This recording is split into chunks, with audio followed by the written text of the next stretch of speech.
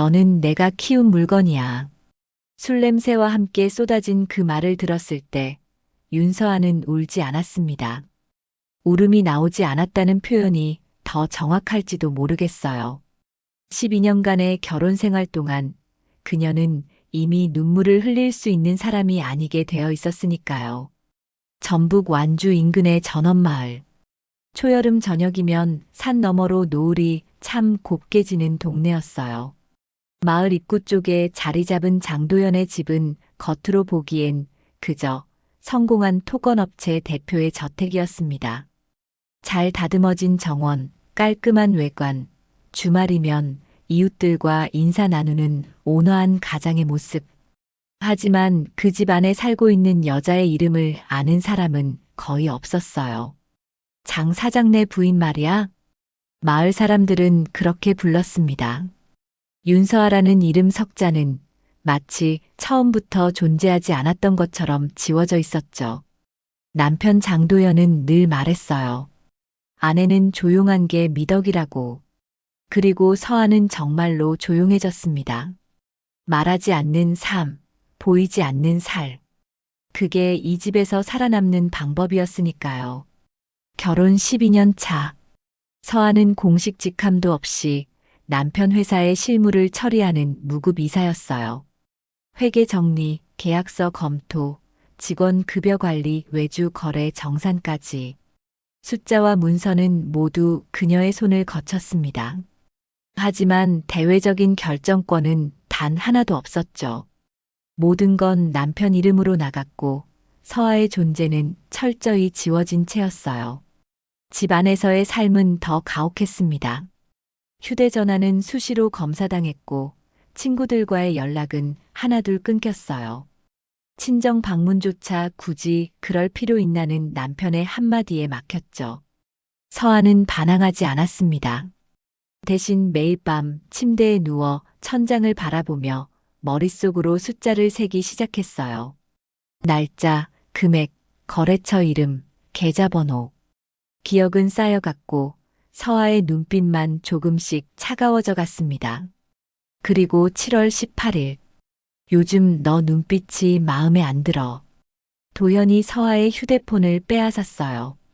그날 저녁 서아는 집 뒤편 비닐하우스 옆 창고로 밀려났습니다. 문은 잠기지 않았지만 CCTV 사각지대는 없었어요.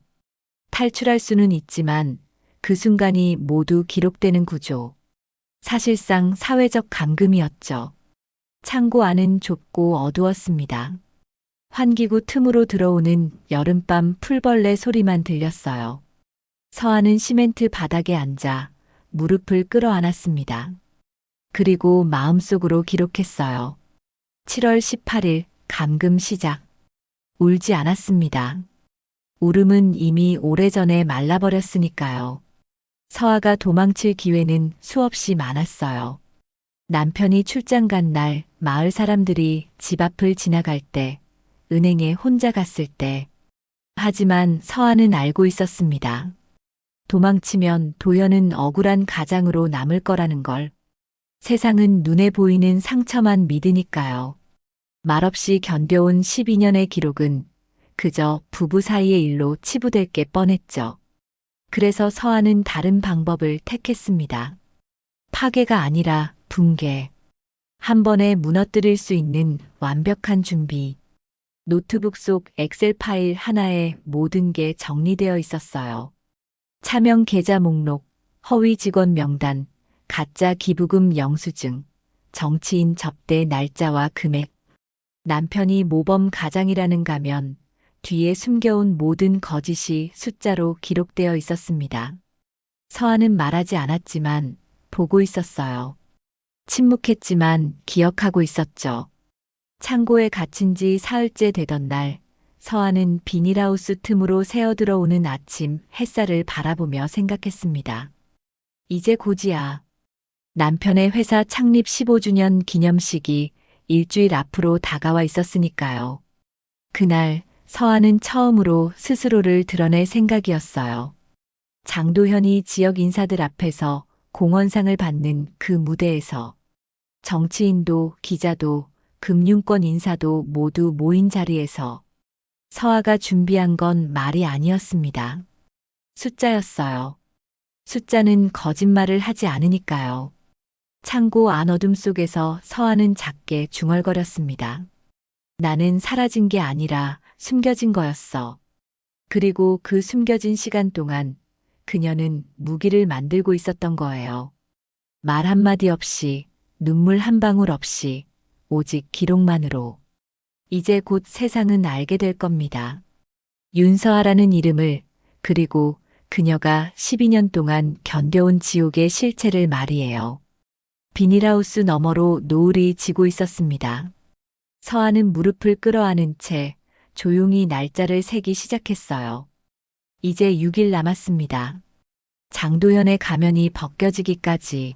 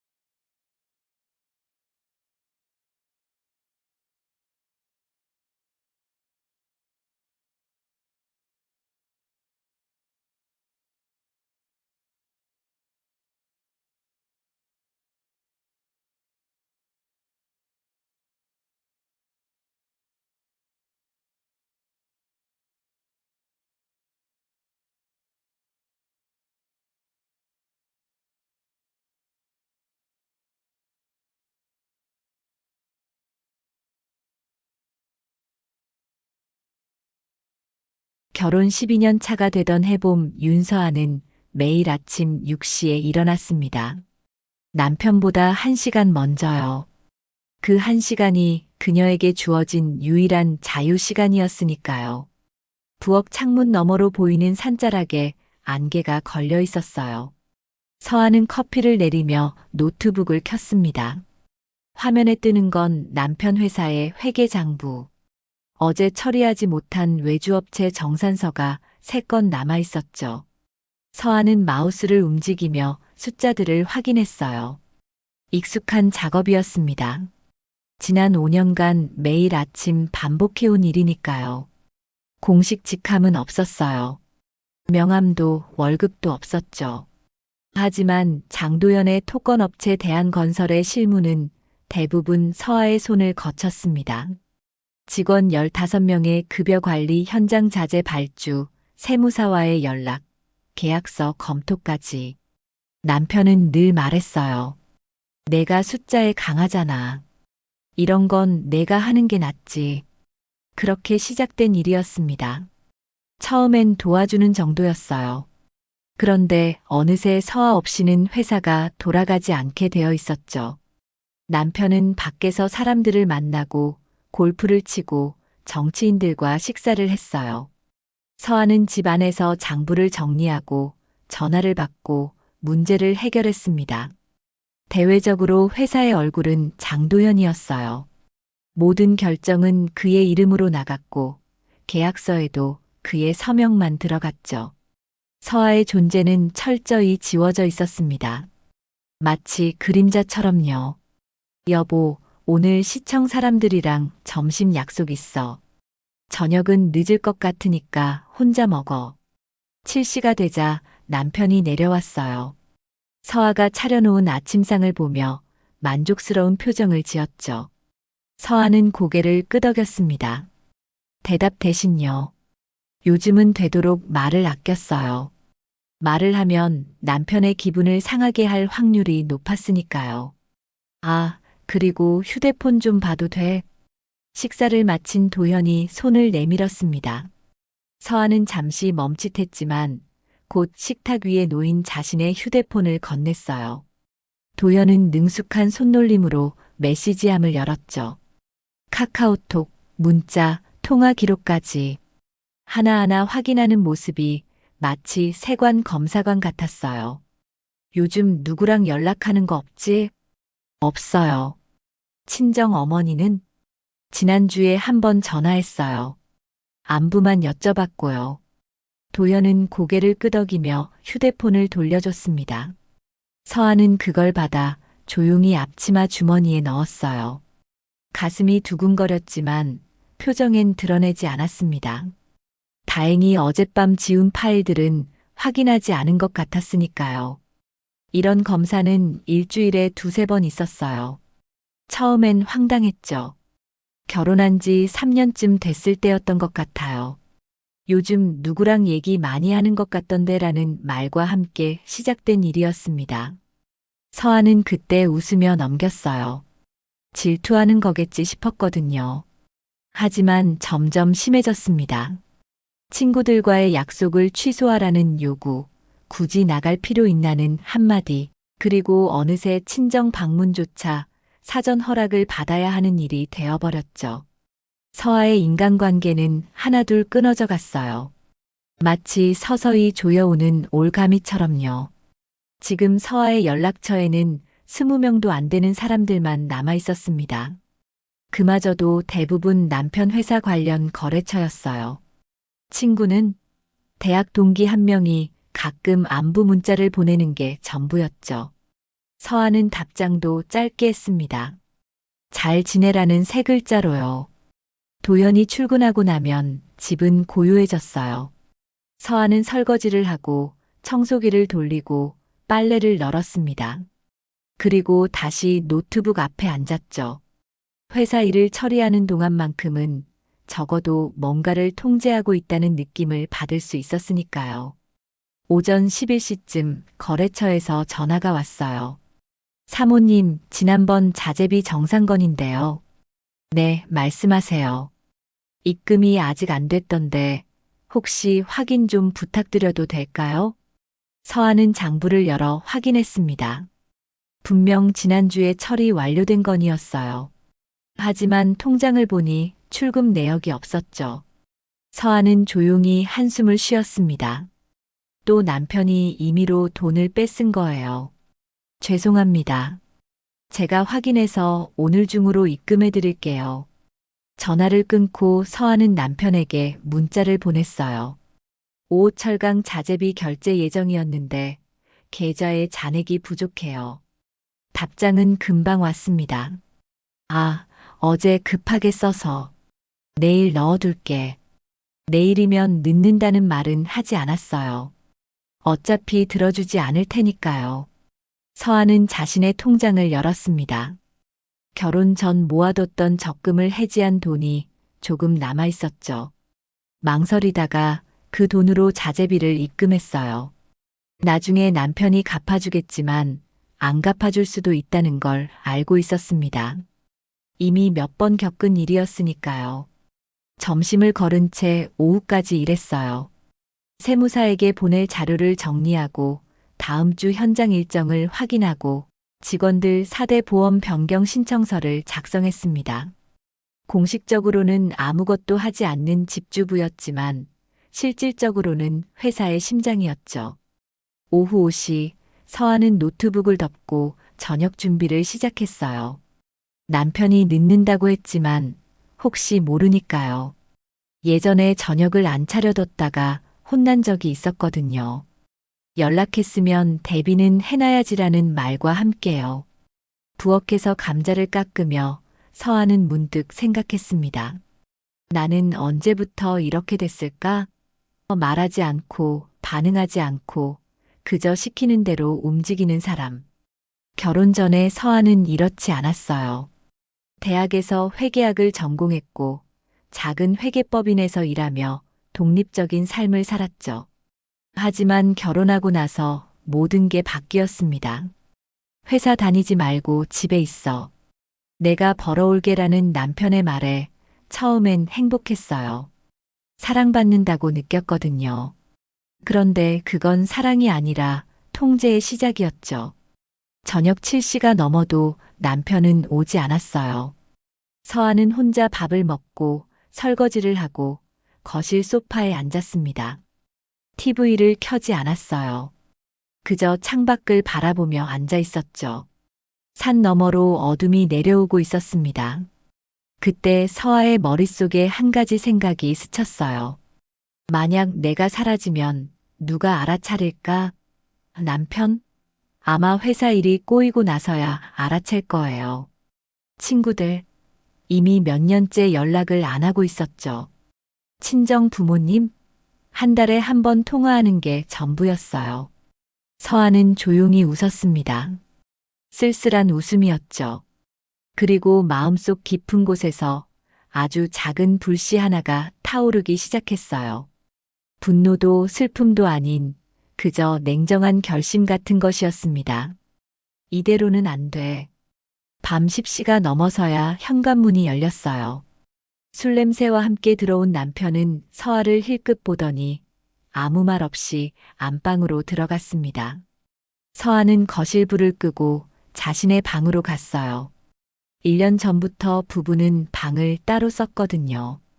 침대에 누워 천장을 바라보며 서아는 오늘 하루를 떠올렸습니다. 그리고 조용히 속삭였어요. 조금만 더 기다려. 조금만 더. 그녀는 이미 알고 있었습니다. 침묵은 체념이 아니라 준비라는 걸. 그리고 그 준비가 거의 끝나가고 있다는 걸요.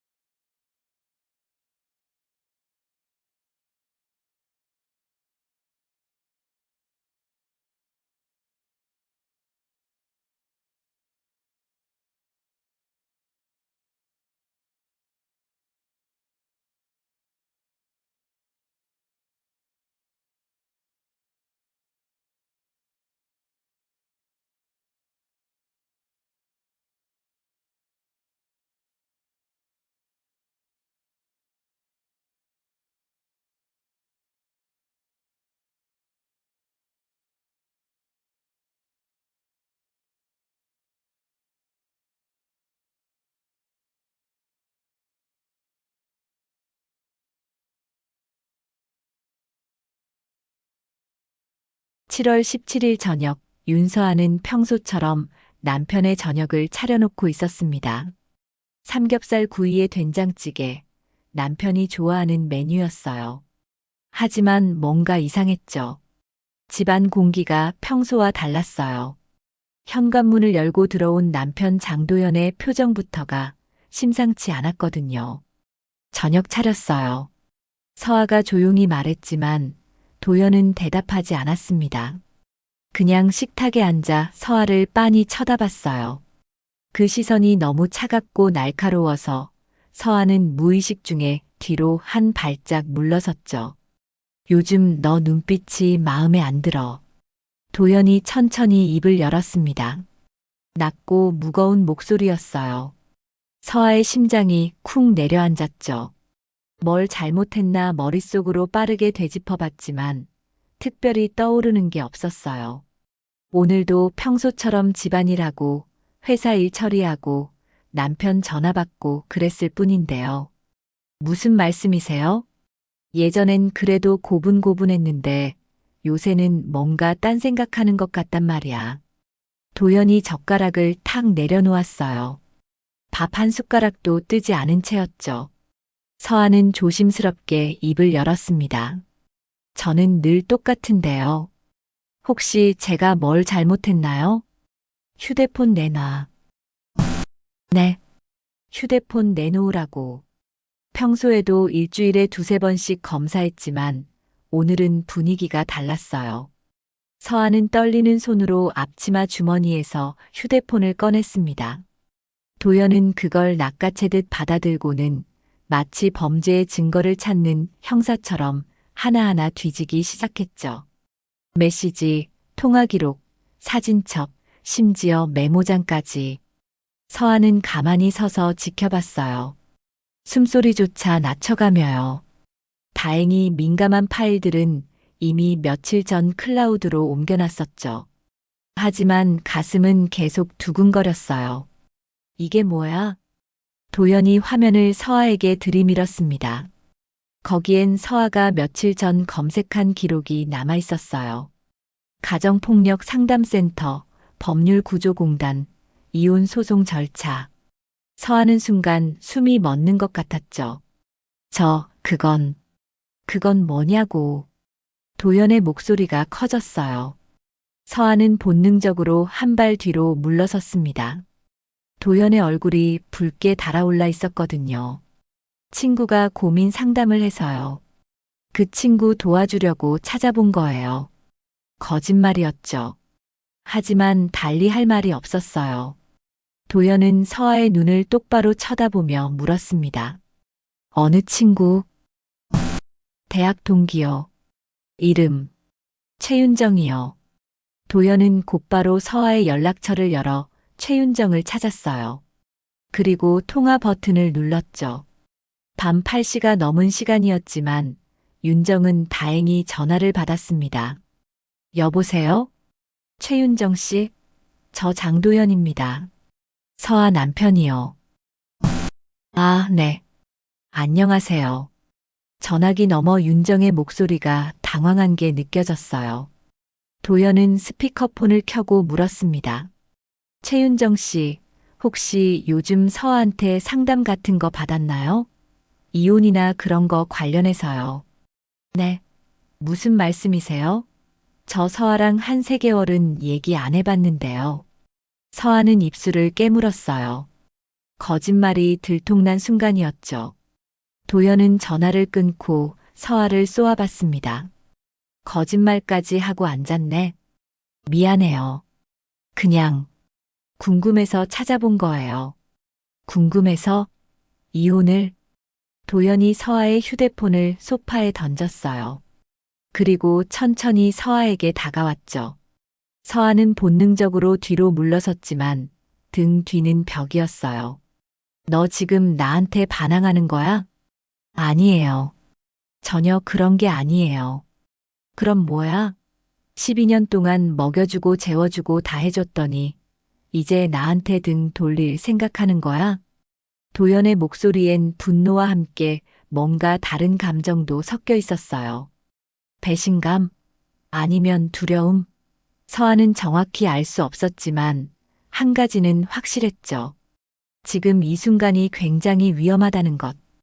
그런 생각 없어요. 정말이에요. 거짓말 마. 도연이 서아의 턱을 잡았어요. 아프지는 않았지만 그 손에서 느껴지는 압박감은 충분히 위협적이었죠. 너 없으면 회사도 못 돌아간다는 거 알아? 근데 너는 나 없으면 뭐 할 수 있는데? 서아는 대답하지 못했습니다. 아니, 대답하지 않았다는 표현이 맞을 거예요. 입을 열면 더 상황이 나빠질 것 같았거든요. 오늘부터 당분간 내 방은 밖이야. 네. 뒤뜰 창고. 거기서 자.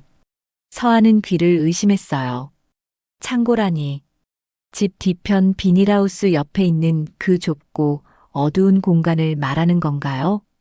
농기구랑 잡동사니만 쌓여 있는 그곳에서 자라는 건가요? 여보, 그건 너무 뭐. 내가 나한테 이혼 타령할 생각을 했으면 그 정도는 감수해야지. 도연은 서아의 팔을 잡고 현관 쪽으로 끌고 갔어요. 서아는 저항하지 않았습니다. 저항하면 더 심해질 거라는 걸 알았으니까요. 슬리퍼도 제대로 신지 못한 채 서아는 도연에게 이끌려 집 밖으로 나왔죠. 7월 중순의 밤 공기는 후텁지근했어요. 풀벌레 소리만 시끄럽게 울려 퍼지는 어둠 속에서 서아는 비틀거리며 걸었습니다. 마당을 가로질러 비닐하우스 옆까지. 도연이 창고 문을 열었어요. 녹슨 경첩이 끼익 소리를 냈죠. 들어가. 여보, 제발. 들어가라니까. 도연이 서아를 밀쳤고 서아는 휘청거리며 창고 안으로 들어갔습니다. 시멘트 바닥이 차가웠어요. 창고 안은 좁고 어두웠죠. 환기구로 들어오는 희미한 달빛만이 전부였어요. 문은 안 잠근다. CCTV는 돌아가고 있고 나가고 싶으면 나가봐. 근데 나가는 순간 내가 뭐 하려고 했는지 다 알게 될 거야. 도연의 목소리가 창고 밖에서 들려왔어요. 그리고 발소리가 멀어졌죠. 서아는 어둠 속에 홀로 남겨졌습니다. 무릎을 끌어안고 바닥에 주저앉았어요. 눈물이 날 것 같았지만 이상하게 눈물은 나오지 않았죠. 그저 가슴속이 텅 빈 것 같은 느낌만 들었어요. 서아는 조용히 중얼거렸습니다. 7월 17일. 창고. 기록하는 거예요. 머릿속으로요. 오늘 일어난 일을, 남편이 한 말을, 자신이 느낀 감정까지 모두 기억 속에 새겨 넣었습니다. 언젠가 필요할 테니까요. 창고 안은 정말 좁았어요. 2평도 안 되는 공간에 낡은 농기구, 페인트통, 빈 상자들이 쌓여 있었죠. 앉을 자리를 만들려고 상자 몇 개를 치웠지만 그래도 편할 리 없었어요. 시멘트 바닥은 차갑고 딱딱했고 습기 냄새가 코를 찔렀죠. 하지만 서아는 울지 않았습니다. 대신 천천히 심호흡을 했어요. 하나, 둘, 셋. 마음을 가라앉히며 생각했죠. 이건 끝이 아니야. 시작도 아니고 그냥 과정일 뿐이야. 밤이 깊어갔어요.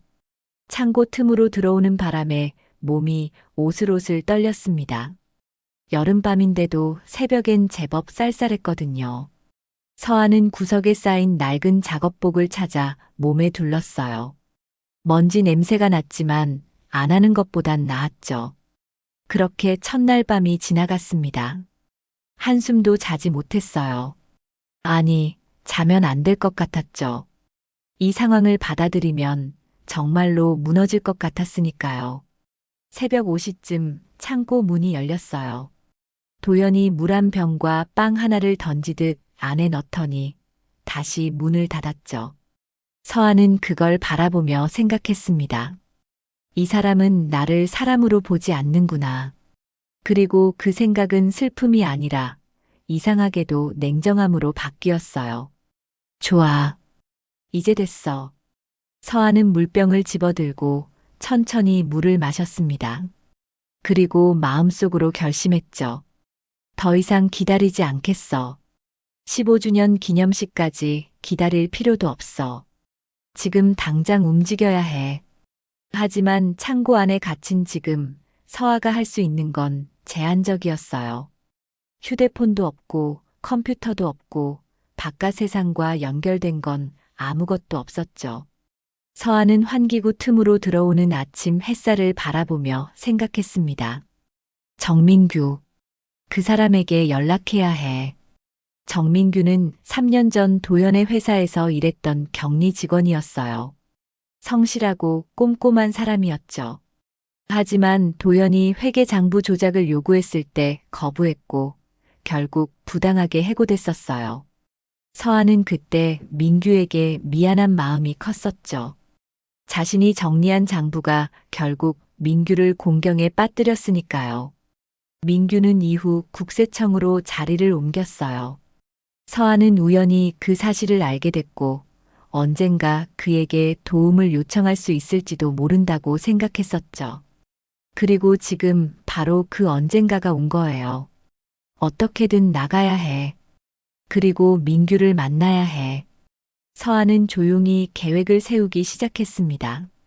창고 안어둠 속에서 자유를 향한 첫걸음을 준비하며요.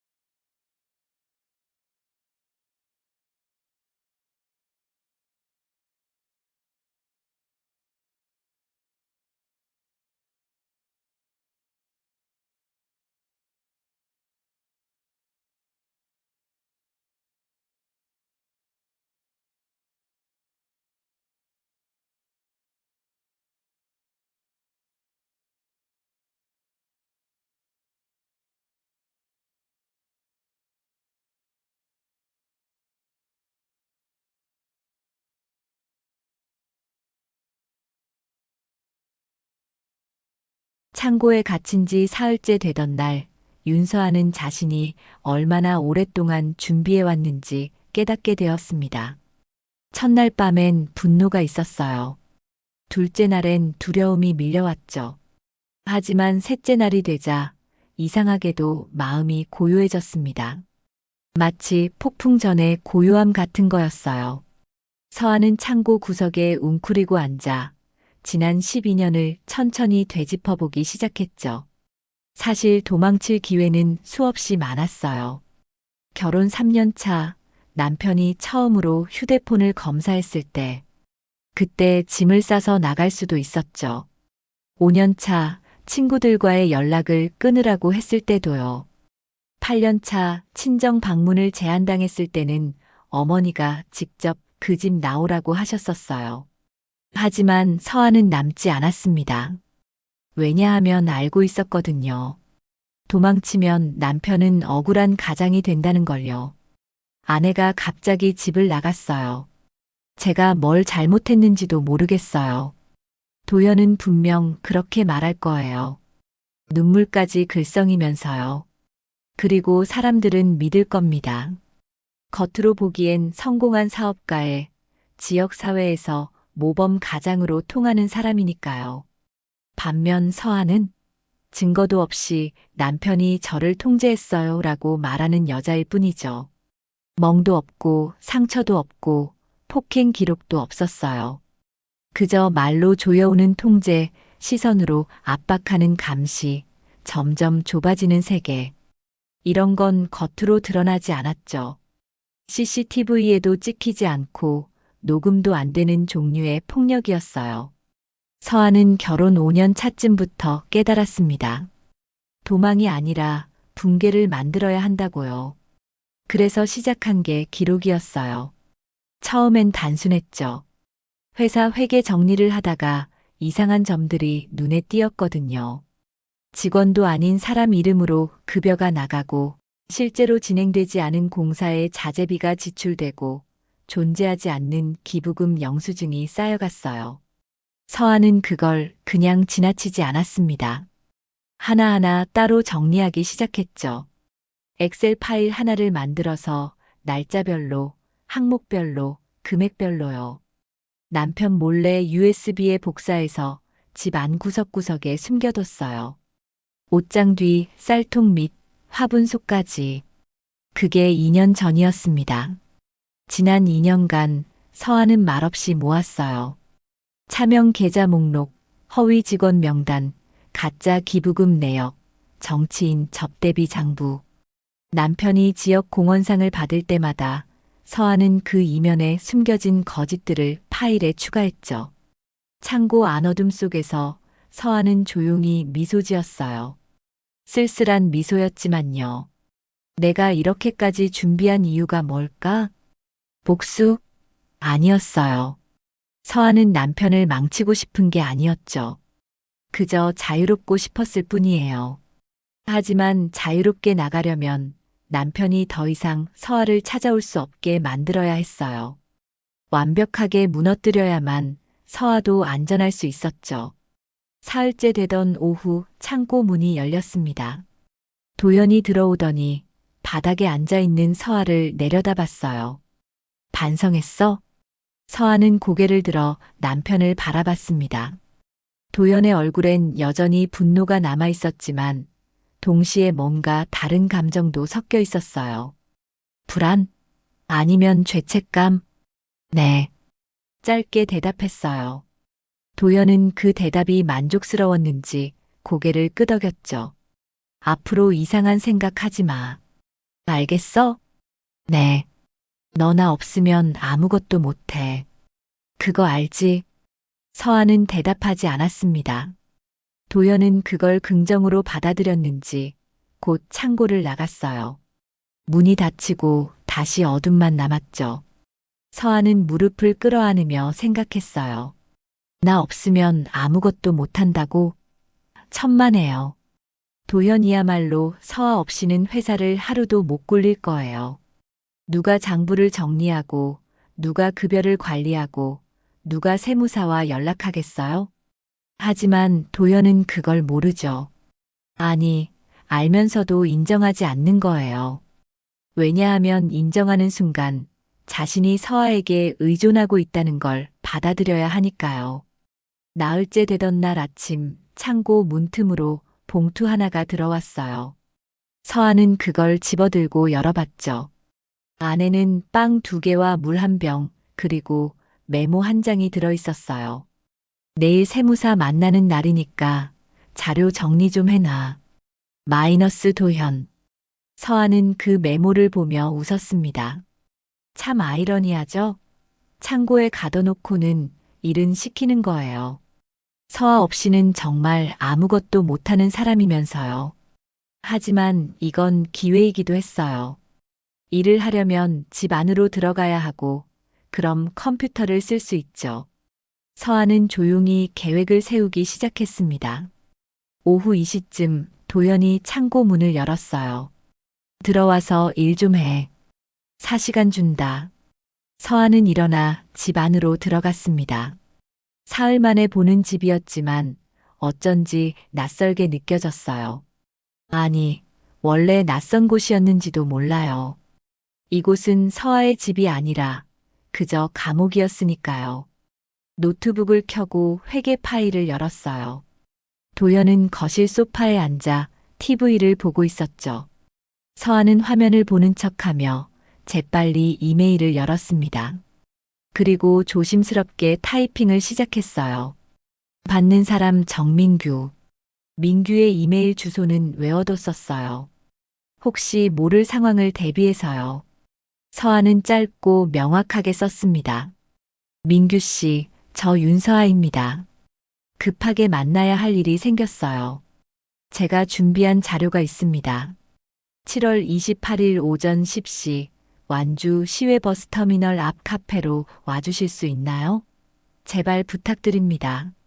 메일을 보내기 전에 한 번 더 확인했어요. 도연은 여전히 TV에 집중하고 있었죠. 서아는 조용히 전송 버튼을 눌렀습니다. 그리고 재빨리 메일함을 비우고 회계 파일로 돌아갔어요. 심장이 미친 듯이 뛰었지만 표정엔 드러내지 않았어요. 그저 평소처럼 숫자들을 입력하고 항목들을 정리했죠. 4시간이 지나고 도연이 말했습니다. 다 했어? 네. 내일 세무사님께 보내드리면 돼요. 그럼 다시 나가. 서아는 고개를 끄덕이고 일어났어요. 창고로 돌아가는 발걸음이 무겁지 않았습니다. 오히려 이상하게 가벼웠죠. 왜냐하면 이제 한 걸음 나아갔으니까요. 창고에 다시 갇혔지만 서아는 절망하지 않았어요. 대신 머릿속으로 계획을 정리하기 시작했죠.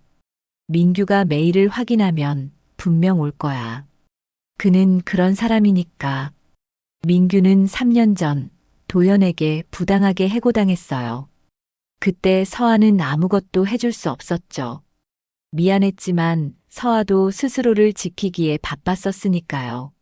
하지만 지금은 달라요. 서아가 가진 자료들은 민규에게도 도움이 될 거예요. 도연을 무너뜨리는 건 민규에게도 일종의 정의 실현이 될 테니까요. 닷새째 되던 밤, 서아는 창고 환기구로 들어오는 별빛을 바라보며 생각했습니다. 침묵은 체념이 아니야. 준비였어. 12년간 말하지 않았던 건 할 말이 없어서가 아니었어요. 제대로 말할 타이밍을 기다렸던 거죠. 그리고 그 타이밍이 이제 곧 올 거예요. 7월 28일, 15주년 기념식보다 일주일 앞당겨진 날이지만 상관없었어요. 서아는 더 이상 기다릴 필요가 없었으니까요. 창고 안어둠 속에서 서아는 조용히 속삭였습니다. 조금만 더 견디면 돼. 그리고 그 속삭임 속엔 처음으로 희망이 섞여 있었어요. 절망의 끝에서 발견한 아주 작지만 단단한 희망이었죠.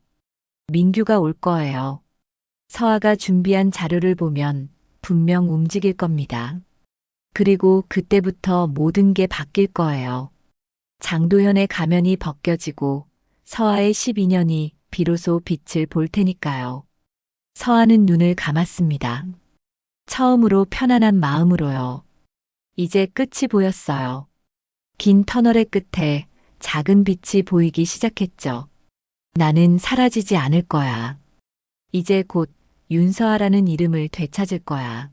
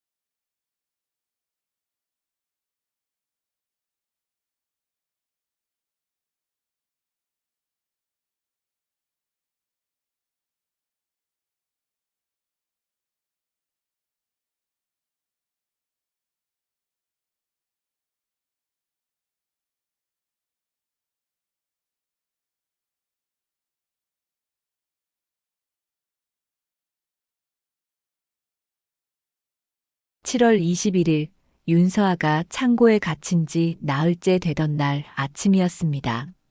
마을 이장이 집을 찾아왔어요. 장 사장님 계십니까? 초인종 소리에 도연이 현관문을 열었죠. 서아는 창고 안에서 그 소리를 들을 수 있었어요. 비닐하우스와 담장 사이로 목소리가 희미하게 들려왔거든요. 아, 이장님. 무슨 일이세요? 다음 주 경로당 행사건인데요. 후원금 약속하셨잖습니까? 아, 그거요. 걱정 마세요. 이미 준비해뒀습니다. 도연의 목소리는 여유롭고 온화했어요. 마을 사람들 앞에서 그는 늘 그랬죠. 친절하고 너그럽고 배려심 많은 모범 가장이었으니까요. 서아는 쓴웃음을 지었습니다. 저 사람이 진짜 모습을 안다면 이장님은 어떤 표정을 지을까요? 부인께서는 요즘 얼굴을 못 빼네요. 편찮으신가요? 이장의 질문에 서아는 귀를 쫑긋 세웠어요. 도연이 뭐라고 대답할지 궁금했거든요. 아, 요즘 몸이 좀 안 좋아서 친정에 가 있어요. 어머님이 돌봐주시는 게 나을 것 같아서요. 거짓말이었죠. 너무나 자연스러운 거짓말이었어요. 서아는 창고 구석에 앉아 무릎을 끌어안았습니다. 나는 여기 있는데. 소리치고 싶었지만 입을 열지 않았어요. 소리쳐봤자 달라지는 건 없을 테니까요. 오히려 상황만 더 나빠질 거예요. 그러시군요. 쾌차 빌겠습니다. 그럼 다음 주에 뵙겠습니다. 네, 고맙습니다. 현관문이 닫히는 소리가 들렸어요. 그리고 얼마 뒤 창고 문이 열렸죠. 도연이 들어와 서아를 내려다봤습니다. 들었지? 넌 친정에 가 있는 거야. 누가 물어봐도 그렇게 알고 있어. 대답 안 해? 네.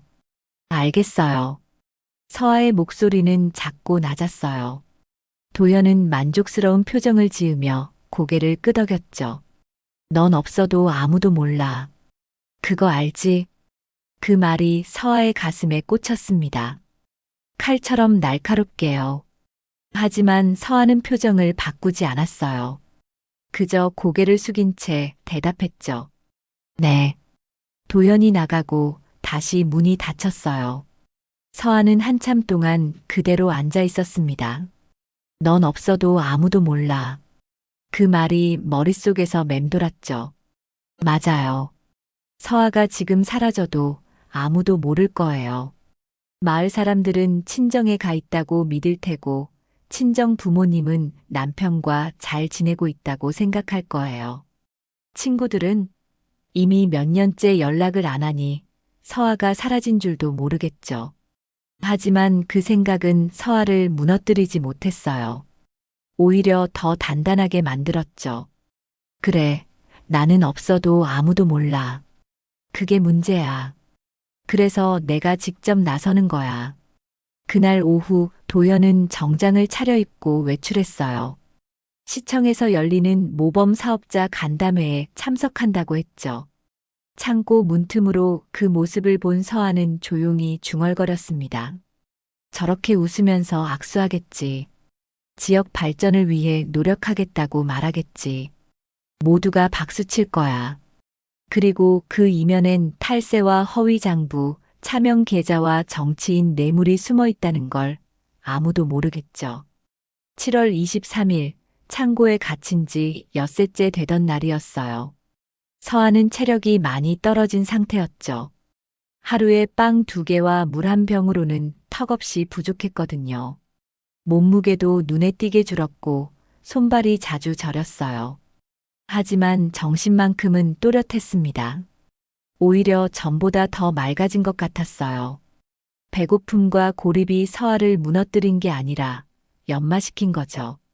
불필요한 감정들이 모두 사라지고 오직 하나의 목표만 남았어요. 7월 28일 정민규를 만난다. 그리고 모든 걸 끝낸다. 그날 저녁 도연이 술에 취해 돌아왔어요. 교회 장로들과 저녁 식사를 했다고 했죠. 서아는 창고 안에서 그가 비틀거리며 걷는 소리를 들었습니다. 얼마 뒤 창고 문이 벌컥 열렸어요. 도연이 술 냄새를 풍기며 들어왔죠. 서아는 본능적으로 몸을 뒤로 뺐지만 창고가 좁아갈 곳이 없었어요. 야, 윤서아. 네. 너 나한테 고맙게 생각해야 돼. 도연이 비틀거리며 서아 앞에 쪼그리고 앉았어요. 술 냄새가 코를 찔렀죠. 서아는 숨을 참으며 그를 바라봤습니다. 내가 너를 키웠어. 알지? 결혼하기 전에 너 뭐였어? 작은 회계법인에서 월급쟁이 하던 여자였잖아. 내가 데려와서 먹여주고 재워주고 집도 사주고 차도 사줬어. 서아는 대답하지 않았어요. 도연의 논리는 늘 이랬죠. 자신이 주었다는 것만 기억하고 서아가 해준 건 전부 당연하게 여기는 거예요. 너는 내가 키운 물건이야. 알겠어? 그 말을 들은 순간 서아는 이상하게도 분노가 치밀어 오르지 않았어요. 대신 텅 빈 느낌만 들었죠. 마치 마지막 남은 감정의 끈마저 끊어진 것 같았어요. 네. 짧게 대답했어요. 도연은 만족스러운 표정을 지으며 일어섰죠. 그래, 그렇게만 알면 돼. 반항하지 말고 시키는 대로만 해. 그가 나가고 문이 닫혔어요. 서아는 한참 동안 그대로 앉아 있었습니다. 그리고 조용히 눈물을 흘렸죠. 처음이었어요. 창고에 갇힌 이후 처음으로 우는 거였어요. 하지만 그 눈물은 슬픔의 눈물이 아니었습니다. 오히려 해방의 눈물이었죠. 이제 됐어. 이제 미련도 남지 않았어. 서아는 눈물을 닦으며 마음속으로 결심했습니다. 무너뜨릴 거야. 완전히. 7월 26일 창고에 갇힌 지 9째 되던 날이었어요. 도연이 창고 문을 열고 말했습니다. 오늘은 집에 들어와서 자도 돼. 내일 세무자료 정리해야 하니까. 서아는 고개를 끄덕이고 일어났어요. 다리에 힘이 없어 비틀거렸지만 억지로 걸었죠. 집 안으로 들어가니 낯설게 느껴졌어요. 겨우 열흘도 안 됐는데 마치 몇 달은 지난 것 같았죠. 샤워를 하고 오랜만에 제대로 된 식사를 했어요. 그리고 자기 방 침대에 누웠을 때 서아는 천장을 바라보며 생각했습니다. 모레면 민규를 만나. 그리고 모든 게 시작돼. 노트북을 켜서 메일을 확인했어요. 민규에게서 답장이 와 있었죠. 서아 씨, 메일 잘 받았습니다. 28일 오전 10시 약속 장소로 가겠습니다. 무슨 일인지 궁금하지만 직접 만나서 이야기 나눠요. 마이너스 민규. 서아는 조용히 미소 지었습니다. 진심 어린 미소였어요.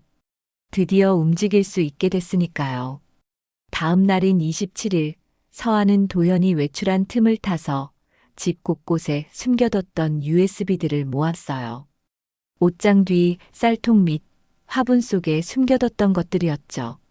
총 5개의 USB에 지난 2년간 모은 모든 자료가 담겨 있었어요.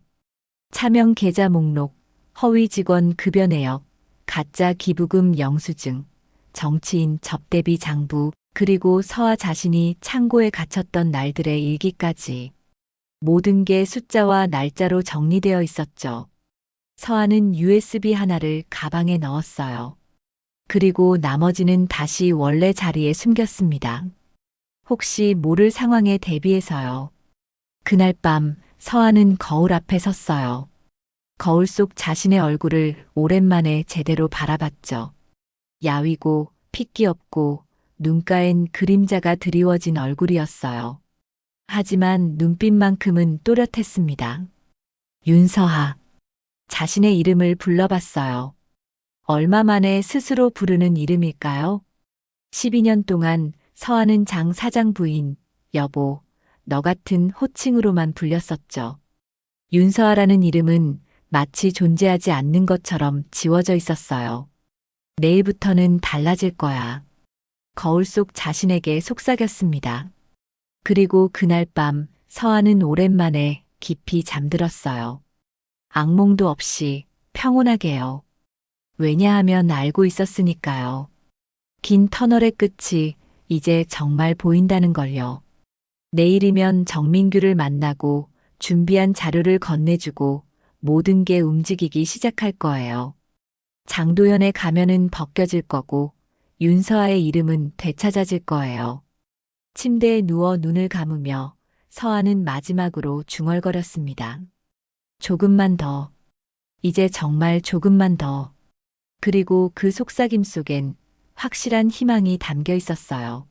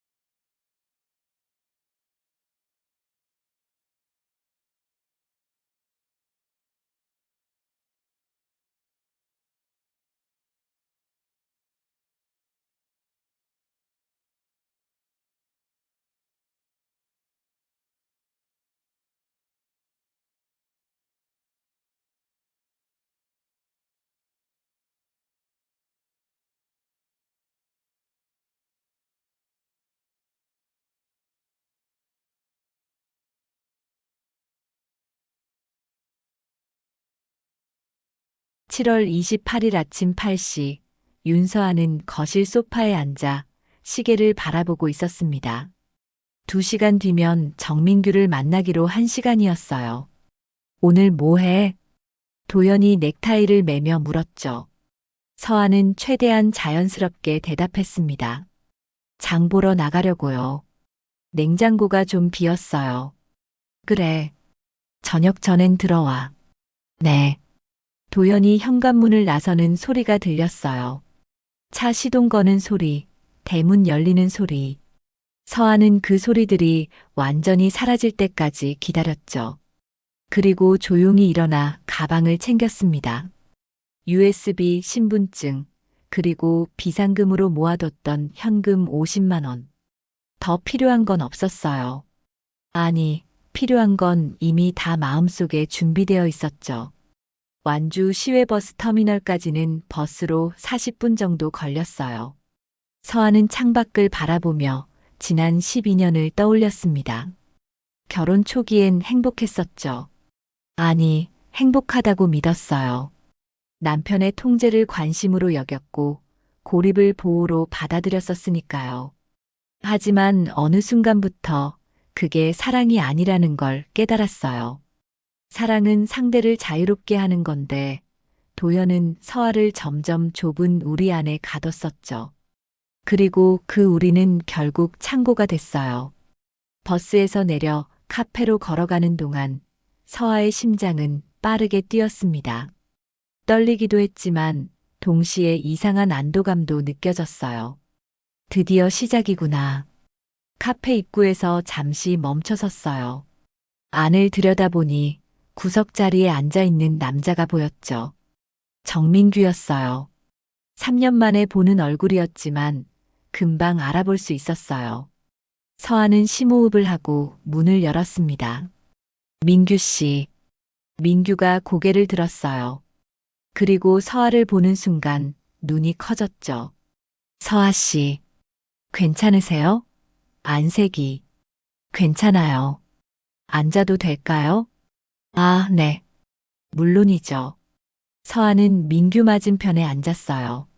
민규가 따뜻한 아메리카노를 건넸고 서아는 고맙다는 말과 함께 받았죠. 뜨거운 컵을 손으로 감싸니 체온이 조금 돌아오는 것 같았어요. 무슨 일이세요? 메일 받고 많이 놀랐어요. 민규의 목소리엔 진심 어린 걱정이 담겨 있었습니다. 서아는 잠시 망설이다가 조용히 입을 열었어요. 민규 씨가 3년 전에 회사에서 나갈 때 제대로 된 퇴직금도 못 받으셨죠? 네. 그건 그렇지만 그때 부당하다고 생각하셨죠? 장부 조작을 거부했다는 이유로 해고당하는 게.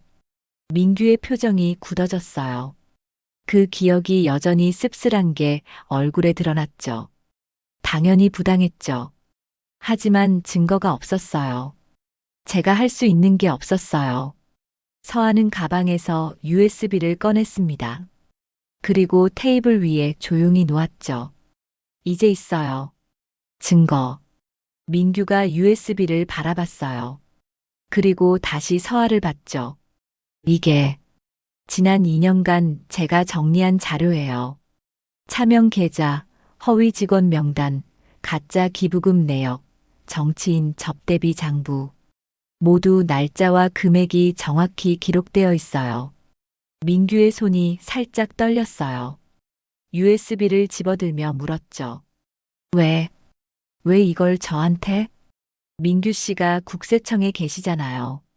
이 자료를 제대로 활용할 수 있는 사람이 필요했어요. 하지만 이건 남편분 회사 자료인데요. 서아는 고개를 끄덕였습니다. 그리고 조용히 말했어요. 저는 12년 동안 그 사람의 그림자였어요. 이름도 없고 존재도 인정받지 못하는. 민규가 아무 말도 하지 못했어요. 서아는 계속 말을 이었죠.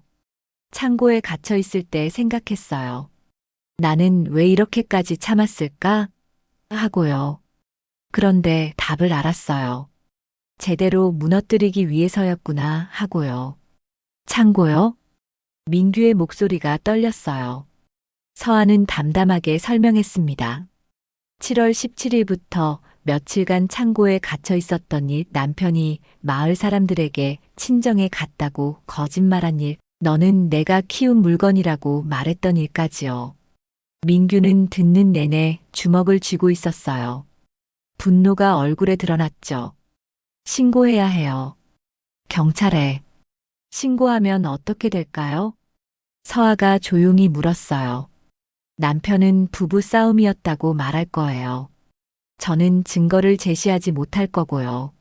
CCTV, 문은 잠기지 않았으니까 감금은 아니라고 주장하겠죠. 결국 가정 내 문제로 축소될 거예요. 민규는 할 말을 잃었습니다. 서아의 말이 맞았으니까요. 그래서 다른 방법을 선택했어요. 탈세와 사기, 배임.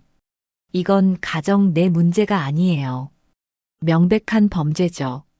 그리고 이 자료면 충분히 입증할 수 있어요. 민규는 USB를 꽉 쥐었어요. 그리고 서아를 똑바로 바라보며 물었습니다. 정말 괜찮으세요? 이렇게 하면 남편분은 무너질 거예요. 알아요. 서아의 목소리는 단호했어요. 하지만 그래야 저도 자유로워질 수 있어요. 그 사람이 서 있는 한 저는 절대 벗어날 수 없으니까요. 민규는 한참 동안 아무 말도 하지 못했어요. 그러다가 조용히 고개를 끄덕였죠. 제가 할 수 있는 일이 뭔가요? 이 자료를 검토해 주세요. 그리고 필요한 조치를 취해 주세요. 공식적으로요. 시간이 얼마나 걸릴지 모르는데요. 괜찮아요. 이미 12년 기다렸는걸요. 서아가 미소 지었어요. 쓸쓸하지만 단단한 미소였죠.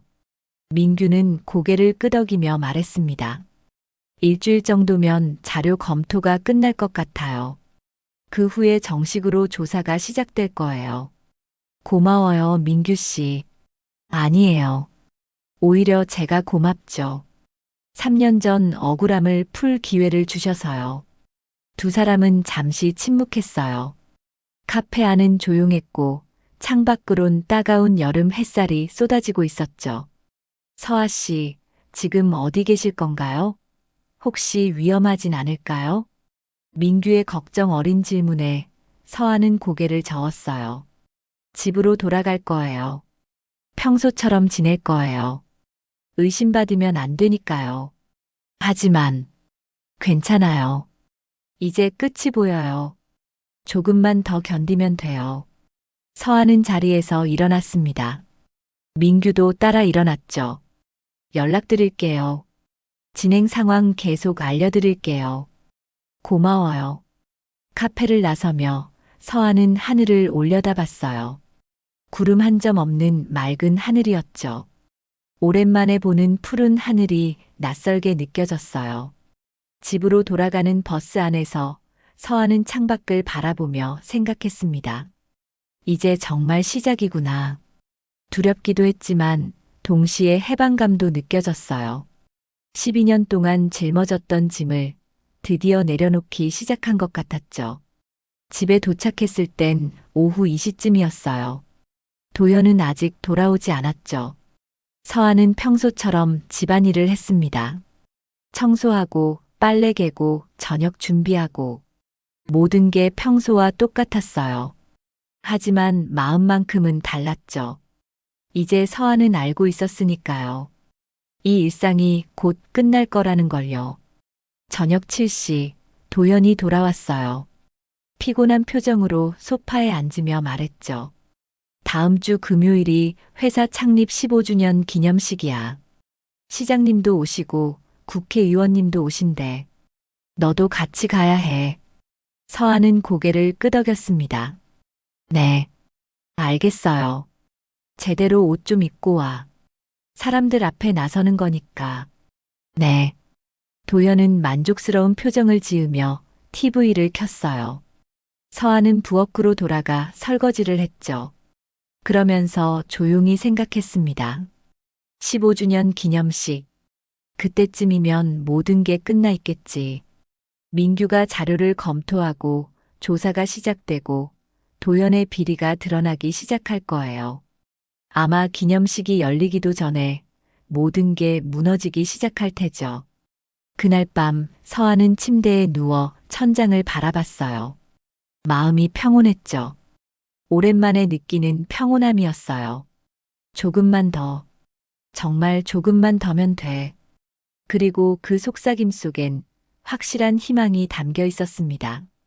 긴 터널을 지나온 사람만이 느낄 수 있는 단단하고 따뜻한 희망이었어요.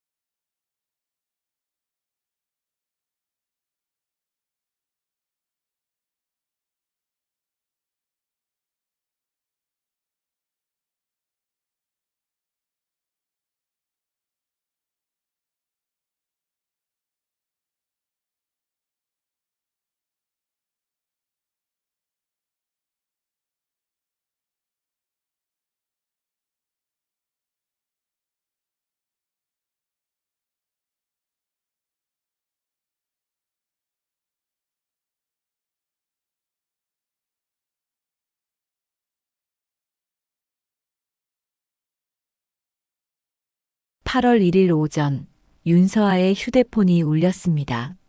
낯선 번호였지만 서아는 누군지 알 수 있었어요. 심장이 쿵 내려앉는 느낌이었죠. 여보세요? 서아 씨, 정민규입니다. 민규의 목소리가 들렸어요. 평소보다 조금 긴장된 것 같았죠. 네, 민규 씨. 자료 검토 끝났어요. 생각보다, 아니, 생각했던 것보다 훨씬 심각하네요. 서아는 부엌 창가로 걸어가 밖을 내다봤어요. 여름 햇살이 마당에 쏟아지고 있었죠. 그래서요? 정식 조사 들어갑니다. 빠르면 이번 주 안으로 압수수색 영장이 나올 거예요. 서아는 한참 동안 말을 잇지 못했어요. 머리로는 알고 있었지만 막상 현실이 되니 떨렸거든요. 서아 씨? 네. 듣고 있어요. 괜찮으세요? 민규의 걱정 어린 목소리에 서아는 작게 웃었습니다. 괜찮아요. 오히려 안도되네요. 혹시 위험할 것 같으면 언제든 연락 주세요. 제가 도와드릴게요. 고마워요, 민규 씨. 정말로요. 전화를 끊고 나서 서아는 한참 동안 휴대폰을 쥔 채 서 있었어요. 드디어구나. 12년의 시간이 이제 곧 끝날 거예요. 두렵기도 했지만 동시에 이상한 설렘도 느껴졌죠. 8월 3일 오후 도연이 급하게 전화를 걸어왔어요. 여보, 지금 집에 있어? 네, 왜요? 세무조사 나온대. 국세청에서. 도연의 목소리엔 당황스러움이 역력했어요. 서아는 최대한 침착하게 대답했죠. 세무조사요? 왜요? 모르겠어. 갑자기 연락 왔어. 장부 다 준비해놔. 내가 지금 들어갈게. 전화가 끊겼어요. 서아는 천천히 숨을 내쉬었습니다. 시작됐구나. 1시간 뒤 도연이 급하게 집으로 돌아왔어요. 얼굴이 창백했죠. 장부 어디 있어? 서재에 있어요. 도연은 서재로 뛰어갔고 서아는 거실에서 조용히 기다렸어요. 얼마 뒤 도연이 나오더니 화난 표정으로 물었죠. 너 이거 제대로 정리한 거 맞아? 네. 항상 그렇게 했는데요. 뭔가 이상해. 숫자가 안 맞아. 서아는 아무 말도 하지 않았어요. 당연히 안 맞죠. 도연이 멋대로 뺏은 돈, 차명 계좌로 빼돌린 금액, 허위로 집행한 비용들이 얼마나 많은데요. 내일 세무서 가야 해. 너도 같이 가. 제가요? 당연하지. 장부 정리한 사람이 너잖아. 서아는 고개를 끄덕였습니다. 도연은 초조한 표정으로 휴대폰을 들여다보며 누군가에게 전화를 걸기 시작했어요. 아마 변호사나 회계사겠죠. 그날 밤 서아는 잠들지 못했어요. 내일이면 모든 게 본격적으로 시작될 테니까요. 두렵기도 했지만 동시에 해방감도 느껴졌죠. 8월 4일 오전 10시 서아와 도연은 국세청 조사실에 앉아 있었습니다. 맞은편엔 조사관 2명이 앉아 있었고 그중 한 명이 바로 정민규였어요. 서아와 민규의 눈이 잠깐 마주쳤지만 두 사람 모두 아무 표정도 짓지 않았죠. 민규는 서류를 펼치며 말했습니다. 대한건설 장도연 대표님 맞으시죠? 네. 지난 3년간의 회계 장부에서 몇 가지 의문점이 발견됐습니다. 설명 좀 부탁드리겠습니다. 민규가 서류를 하나씩 펼쳐 보였어요. 차명 계좌 내역, 허위 직원 급여 명단, 실제로 진행되지 않은 공사 내역. 모두 서아가 정리해서 넘긴 자료들이었죠. 도연의 얼굴이 점점 굳어갔어요. 이건 실수였을 겁니다. 제가 확인을 제대로 못한 실수치고는 금액이 크네요. 3년간 총 12억 원 정도 되는데요. 민규의 목소리는 차분했지만 날카로웠어요. 도연은 변명을 늘어놨지만 숫자 앞에서는 무용했죠. 숫자는 거짓말을 하지 않으니까요. 조사는 4시간 넘게 이어졌어요. 도연은 점점 지쳐갔고 말도 꼬이기 시작했죠. 반면 서아는 조용히 앉아 모든 걸 지켜봤어요. 조사가 끝나고 도연과 서아는 집으로 돌아왔습니다. 차 안은 무거운 침묵으로 가득했어요. 도연은 한마디도 하지 않았고 서아도 말을 걸지 않았죠. 집에 도착하자마자 도연이 폭발했어요. 이게 다 내 잘못이야. 제 잘못이요? 장부를 제대로 정리했어야지. 이게 뭐야? 서아는 조용히 도연을 바라봤어요. 그리고 처음으로, 정말 처음으로 맞섰죠. 제대로 정리했어요. 있는 그대로요. 뭐, 당신이 차명 계좌로 빼돌린 돈, 허위 직원 명단으로 빼낸 급여, 실제로 하지도 않은 공사에 청구한 자재비. 다 기록했어요. 정확하게요. 도연의 얼굴이 새하얗게 질렸어요. 너 지금 뭐 하는 거야? 제 할 일 했어요. 12년 동안 당신이 시킨 대로요. 서아의 목소리는 떨리지 않았어요. 오히려 담담했죠. 당신은 저를 물건이라고 했잖아요. 키웠다고 했잖아요. 근데 물건은 주인을 배신하지 않아요. 그냥 있는 그대로 기능할 뿐이죠. 저도 그랬어요. 숫자를 있는 그대로 기록했을 뿐이에요. 도연이 서아에게 다가왔어요. 하지만 서아는 물러서지 않았죠. 너 지금 나한테 국세청 조사 끝나면 아마 검찰 조사도 들어올 거예요. 탈세만이 아니라 사기, 배임, 횡령까지 나올 거예요. 이 미친. 그리고 저는 증인으로 나설 거예요. 12년 동안 당신 옆에서 모든 걸 봤으니까요. 도연의 손이 떨렸어요. 분노인지 두려움인지 알 수 없었죠. 서아는 계속 말을 이었습니다. 이혼 소송도 준비했어요. 변호사도 선임했고요. 창고에 갇혔던 기록, 휴대폰 검사받았던 기록, 당신이 한 모든 말들 다 증거로 제출할 거예요. 너 지금 12년이요, 여보. 12년 동안 참았어요. 이제 그만 참고 싶어요. 서아의 눈에서 눈물이 흘렀어요. 하지만 목소리는 흔들리지 않았죠. 도연은 한참 동안 서아를 바라보다가 주저앉았어요. 소파에 털썩 앉아 머리를 감쌌죠. 미안해. 처음 듣는 말이었어요. 12년 만에 처음 듣는 사과였죠. 미안하다고. 내가 너한테 너무했어. 알아. 하지만 서아는 대답하지 않았어요. 너무 늦은 사과였으니까요. 그리고 진심인지도 알 수 없었죠. 서아는 가방을 들고 현관으로 향했습니다. 어디가? 친정이요. 당분간 거기 있을게요. 서아야. 이혼 서류는 변호사 통해서 보낼게요. 문을 열고 나서며 서아는 마지막으로 뒤를 돌아봤어요. 소파에 주저앉은 도연의 모습이 보였죠. 한때는 사랑했던 사람 하지만 이제는 남이 될 사람. 안녕히 계세요. 현관문이 닫혔습니다. 서아는 계단을 내려가며 깊게 숨을 들이마셨어요. 여름 저녁 공기가 폐 속으로 들어왔죠. 자유로웠어요. 처음으로 느끼는 진짜 자유였어요. 버스 정류장으로 걸어가며 서아는 하늘을 올려다봤습니다. 노을이 지고 있었어요. 붉고 아름다운 노을이었죠. 휴대폰이 울렸어요. 민규에게서 온 문자였죠. 서아 씨, 잘하셨어요. 이제 시작이지만 끝도 보여요. 힘내세요. 서아는 작게 미소 지으며 답장을 보냈습니다. 고마워요. 덕분에 용기 낼 수 있었어요. 버스가 왔어요. 서아는 버스에 올라타 창가 자리에 앉았죠.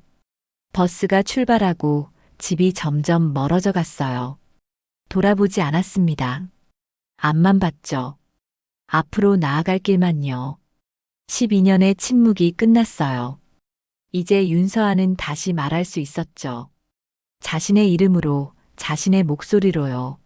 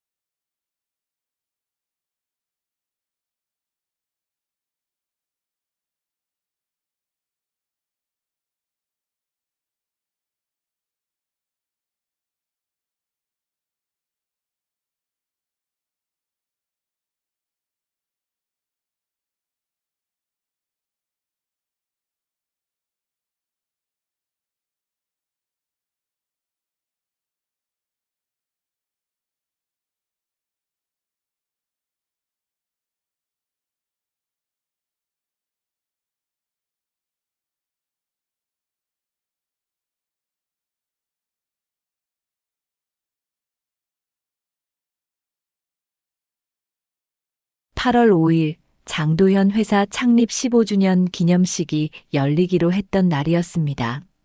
하지만 행사장은 텅 비어 있었어요. 윤서아는 친정집 거실에서 뉴스를 보고 있었죠. 화면엔 도현의 얼굴이 크게 나왔어요. 완주 지역 유지로 알려진 장 모 씨가 탈세 및 사기 혐의로 검찰 조사를 받고 있습니다. 장 씨는 지난 3년간 차명 계좌를 이용해 약 12억 원을 빼돌린 것으로 드러났으며 서아의 어머니가 옆에 앉아 한숨을 쉬었어요. 그 사람이 그렇게까지 했구나. 네. 너 많이 힘들었겠다. 서아는 어머니 손을 잡았습니다. 따뜻했어요. 오랜만에 느끼는 온기였죠. 이제 괜찮아요, 엄마. 정말? 네.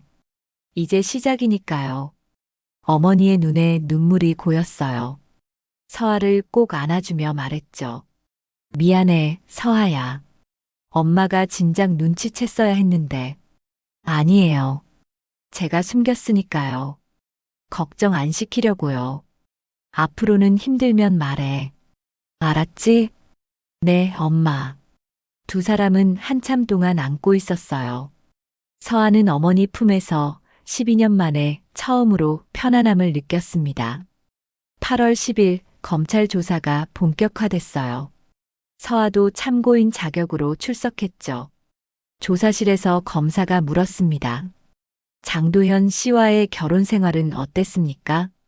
서아는 잠시 망설이다가 천천히 입을 열었어요. 처음엔 사랑했어요. 아니, 사랑한다고 믿었어요. 언제부터 달라졌습니까? 결혼 3년 차쯤이요. 남편이 제 휴대폰을 검사하기 시작했어요. 친구들 만나는 것도 제한했고요. 친정 방문도 허락을 받아야 했어요. 검사가 고개를 끄덕이며 기록했어요. 서아는 계속 말을 이었죠. 7월 17일엔 창고에 갇혔어요. 나흘 동안요. 밥도 제대로 못 먹었고 잠도 제대로 못 잤어요. 왜 신고하지 않으셨습니까? 신고해봤자 달라질 게 없을 것 같았어요. 남편은 밖에서 모범 가장이었으니까요. 제 말을 믿어줄 사람이 없을 것 같았어요. 검사는 서류를 넘기며 물었습니다. 그래서 회계 자료를 모으신 건가요? 네. 그게 유일한 방법이었어요. 말로는 안 되니까 숫자로 증명하려고 했어요. 힘들지 않으셨습니까? 서아는 잠시 생각하다가 대답했어요. 힘들었죠. 하지만 희망이 있었어요. 언젠가 이 순간이 올 거라는. 조사는 2시간 정도 이어졌어요. 서아는 모든 걸 담담하게 진술했죠. 울지 않았어요. 이미 눈물은 다 흘렸으니까요. 조사실을 나서는데 복도에서 민규를 마주쳤습니다. 서아 씨, 민규 씨, 고생하셨어요. 잘하셨어요. 민규의 목소리엔 진심 어린 격려가 담겨 있었어요. 서아는 고개를 끄덕이며 말했죠. 민규 씨 덕분이에요. 혼자였으면 못했을 거예요. 아니에요. 서아 씨가 용기 낸 거예요.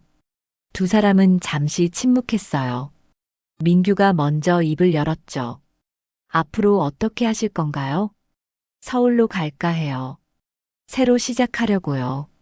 좋은 선택이에요. 민규 씨는요? 저요? 계속 여기서 일할 거예요. 부정을 밝혀내는 일 적성에 맞는 것 같아요. 서아는 미소 지었어요. 진심 어린 미소였죠. 고마워요, 민규 씨. 정말로요. 저야말로요. 서아 씨 덕분에 억울함을 풀었으니까요. 두 사람은 악수를 나눴어요. 따뜻한 악수였죠. 8월 20일 장도연은 구속됐습니다. 혐의는 탈세, 사기, 업무상 배임, 그리고 특수감금까지 추가됐어요. 뉴스에서는 연일 보도가 나갔죠. 지역 유지로 알려졌던 장 씨, 실제로는 12년간 아내를 통제하고 학대한 것으로 드러나 서아는 뉴스를 보지 않았어요. 더 이상 필요 없었으니까요. 그 사람의 얼굴도 목소리도 이젠 서아의 인생에서 사라질 거예요. 9월 초 서아는 서울로 이사했습니다. 작은 원룸이었지만 서아에겐 궁전처럼 느껴졌어요. 온전히 자신만의 공간이었으니까요. 짐을 풀며 서아는 오래된 사진 한 장을 발견했어요. 결혼 전 사진이었죠. 회계법인에서 일하던 시절 동료들과 함께 찍은 사진이었어요. 사진 속 서아는 환하게 웃고 있었습니다. 나 이렇게 웃었었구나. 서아는 거울 앞에 섰어요. 그리고 웃어봤죠. 어색했지만 나쁘지 않았어요. 연습하면 다시 자연스럽게 웃을 수 있을 것 같았어요. 9월 15일 서아는 기업 리스크 관리 컨설팅 회사에 입사했습니다. 면접에서 물었었죠. 왜 이 일을 하고 싶으신가요? 서아는 주저없이 대답했어요. 저처럼 조용히 사라지는 사람이 없게 하려고요. 면접관은 고개를 끄덕이며 말했죠. 좋은 동기네요. 환영합니다. 첫 출근 날 서아는 명함을 받았어요. 거기엔 분명하게 적혀 있었죠. 윤서아 마이너스 리스크 관리 컨설턴트. 12년 만에 다시 찾은 이름이었어요. 서아는 명함을 꼭 쥐고 조용히 미소 지었습니다. 10월 어느 날 서아에게 편지가 왔어요. 발신인은 장도연이었죠. 교도소에서 보낸 편지였어요. 서아는 한참 동안 망설이다가 편지를 열었습니다. 서아에게 이 편지를 쓸 자격이 있는지 모르겠다. 하지만 꼭 하고 싶은 말이 있어서 펜을 들었다. 미안하다. 12년 동안 너를 사람으로 대하지 않았다. 물건이라고 했고, 통제했고, 가뒀다. 모두 내 잘못이다. 변명하고 싶지 않다. 다만 한 가지만 말하고 싶다. 나는 너를 잃는 게 두려웠다. 그래서 더 꽁꽁 묶어뒀던 것 같다. 하지만 그게 오히려 너를 잃게 만들었다는 걸 이제야 안다. 너는 자유로워질 자격이 있다. 행복해질 자격도 있다. 부디 좋은 사람 만나고 웃으며 살아라. 다시 한번 미안하다. 그리고 고맙다. 12년 동안 곁에 있어줘서. 도현. 서아는 편지를 읽고 한참 동안 창밖을 바라봤어요. 복잡한 감정이 밀려왔죠. 분노도 슬픔도 안도감도 섞여 있었어요. 하지만 결국 서아는 편지를 접어 서랍에 넣었습니다. 답장은 하지 않았어요. 할 말이 없었으니까요. 그 대신 서아는 노트를 펼쳐 글을 쓰기 시작했어요. 나는 12년 동안 침묵했다. 하지만 그 침묵은 체념이 아니었다. 준비였다. 그리고 이제 나는 다시 말할 수 있다. 내 이름으로, 내 목소리로. 글을 쓰며 서아는 조용히 눈물을 흘렸어요. 하지만 이번 눈물은 달랐죠. 슬픔의 눈물이 아니라 해방의 눈물이었어요. 11월 첫눈이 내리던 날이었습니다. 서아는 회사 근처 카페에서 따뜻한 라떼를 마시고 있었어요. 창밖으로 하얀 눈이 내리는 모습을 보며 서아는 생각했죠. 나는 사라지지 않았어. 숨겨져 있었을 뿐이야. 그리고 이제 다시 나타났어. 휴대폰이 울렸어요. 어머니에게서 온 문자였죠. 서아야, 잘 지내니?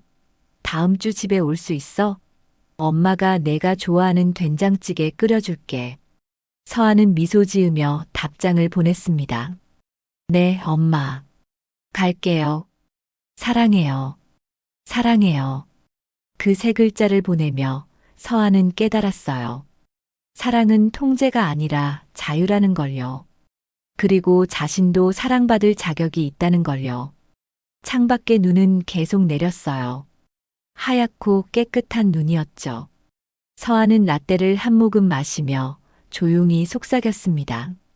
새로 시작이야, 윤서아.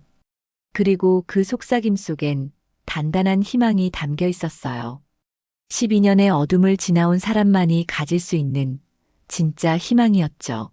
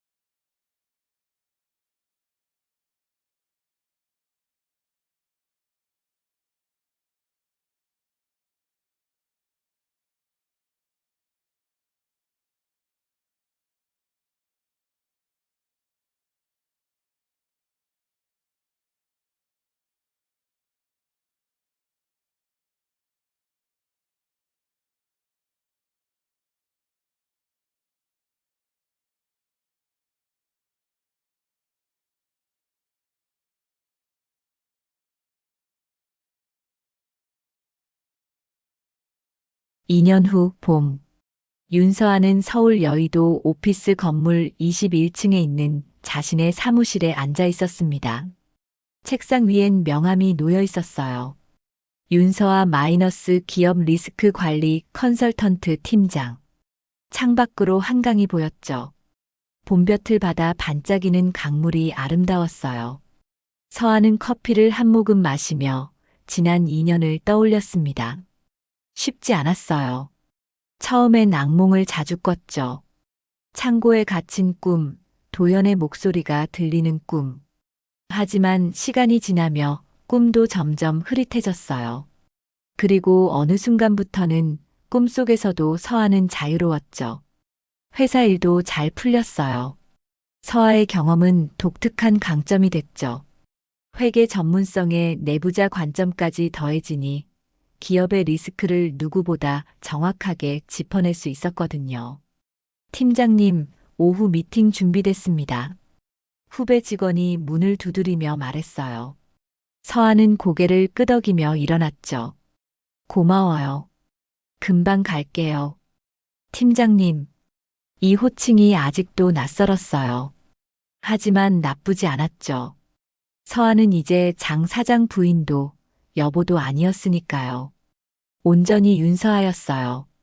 오후 미팅은 중견 제조업체의 내부 감사 시스템 구축 건이었어요. 서아는 회의실에서 클라이언트들에게 프레젠테이션을 했죠. 기업의 리스크는 대부분 내부에서 시작됩니다. 그리고 그걸 가장 먼저 발견하는 사람은 현장에 있는 직원들이죠. 서아의 목소리는 명확하고 자신감 있었어요. 중요한 건 그들이 말할 수 있는 환경을 만드는 겁니다. 침묵을 강요하는 조직은 결국 무너집니다. 클라이언트 대표가 고개를 끄덕이며 물었어요. 경험에서 우러난 말씀 같은데요. 서아는 잠시 미소 지었습니다. 네, 경험했으니까요. 미팅은 성공적이었어요. 계약서에 서명하며 클라이언트 대표가 말했죠. 윤 팀장님 같은 분이 계셔서 든든합니다. 감사합니다. 최선을 다하겠습니다. 사무실로 돌아오는 길에 서아는 휴대폰을 확인했어요. 어머니에게서 문자가 와 있었죠. 서아야, 이번 주말에 집에 올 수 있어? 아빠가 내가 좋아하는 갈비찜 해달래.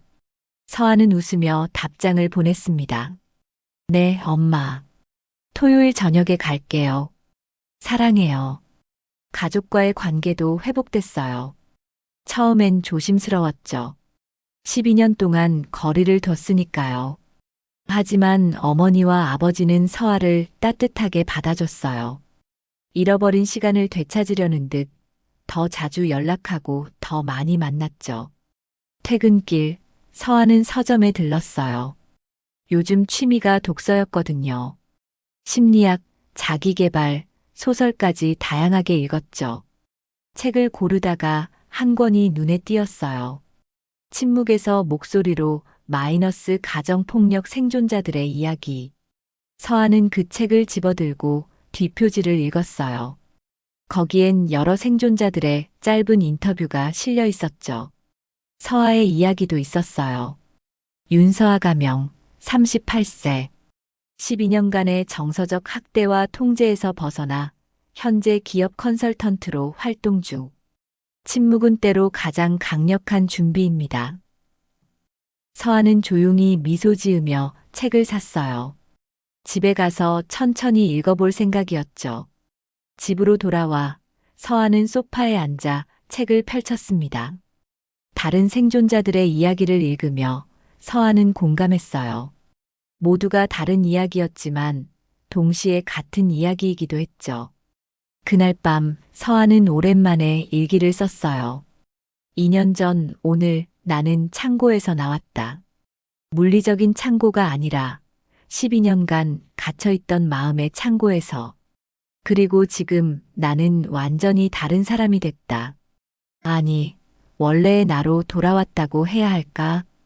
여전히 가끔 무섭다. 혼자라는 게 모든 걸 스스로 결정해야 한다는 게.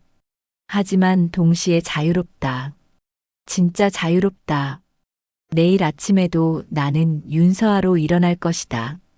그 사실만으로도 감사하다. 일기를 덮고 서아는 창밖을 바라봤어요. 서울의 야경이 반짝였죠. 수많은 불빛들이 어둠을 밝히고 있었어요. 며칠 후 서아에게 이메일이 왔어요. 발신인은 정민규였죠. 서아 씨, 오랜만입니다. 잘 지내시죠? 저는 여전히 완주에서 일하고 있습니다. 요즘 부정 적발건이 늘어서 바쁘네요. 웃음. 혹시 다음 주에 서울 출장이 있는데 시간 되시면 커피 한 잔 어떠세요? 오랜만에 얼굴 뵙고 싶습니다. 민규. 서아는 미소 지으며 답장을 썼어요. 민규 씨, 반갑습니다. 저도 잘 지내고 있어요. 다음 주 괜찮아요. 시간 맞춰서 만나요. 커피는 제가 살게요. 마이너스 서아. 다음 주 수요일 서아와 민규는 강남의 한 카페에서 만났습니다. 2년 만이었지만 두 사람 모두 크게 변하지 않았어요. 잘 지내셨어요, 서아 씨. 민규 씨도요. 얼굴 좋아 보여요. 일이 바빠서 그런가 봐요. 요즘 기업 탈세 건이 많이 들어와요. 두 사람은 자연스럽게 대화를 나눴어요. 일 얘기, 근황 얘기, 그리고 지난 2년간의 변화에 대해서요. 서아 씨 덕분에 제가 하는 일의 의미를 다시 찾았어요. 민규가 진지하게 말했죠. 숫자 뒤에는 사람이 있다는 걸요. 그리고 그 사람들의 인생이 있다는 걸요. 서아는 고개를 끄덕였어요. 저도 민규 씨 덕분에 용기를 낼 수 있었어요. 혼자였으면 못했을 거예요. 아니에요. 서아 씨가 이미 다 준비하고 계셨잖아요. 저는 그냥 마지막 퍼즐 한 조각이었을 뿐이에요. 두 사람은 서로를 바라보며 미소 지었어요. 감사와 존경이 담긴 미소였죠. 헤어지며 민규가 말했습니다. 앞으로도 가끔 연락해도 될까요? 물론이죠. 언제든지요. 그럼 또 봬요. 네, 민규 씨. 고마워요. 그때도 지금도. 집으로 돌아오는 길, 서아는 가벼운 발걸음으로 걸었어요. 봄바람이 불어왔고 벚꽃 향기가 났죠. 나는 살아있다. 그 생각이 문득 들었어요. 12년 동안 서아는 살아있었지만 진짜로 살지는 못했었죠. 하지만 이제는 달라요. 숨쉬고 웃고 일하고 사람을 만나는 모든 순간이 진짜 삶이었어요.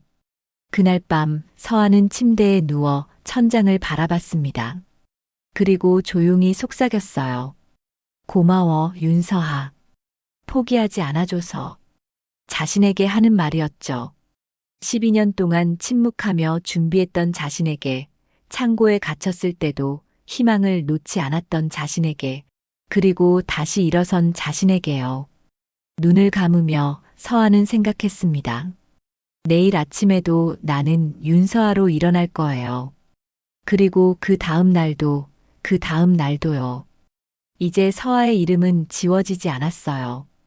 명함에도 명찰에도 그리고 무엇보다 서아 자신의 마음속에도 또렷하게 새겨져 있었죠. 윤서아. 그건 단순한 이름이 아니었어요. 12년의 침묵을 깨고 어둠을 뚫고 자유를 되찾은 한 여자의 승리였죠. 그리고 그 승리는 아직 어둠 속에 있는 누군가에게 작은 빛이 될 거예요.